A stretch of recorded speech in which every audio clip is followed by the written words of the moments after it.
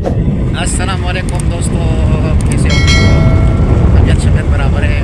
आज हम आए हैं एक गली में और शायद आज बहुत ज़बरदस्त मौसम है।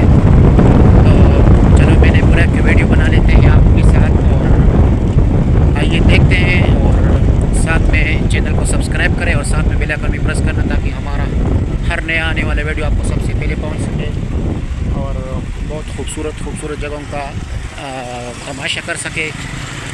तो आइए देखते हैं।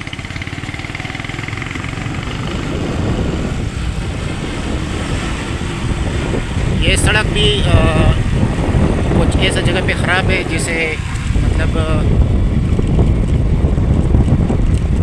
बाइक है या गाड़ी है इस पे चढ़ जाती है तो बाइक पर भी नुकसान हो सकता है और गाड़ी को भी।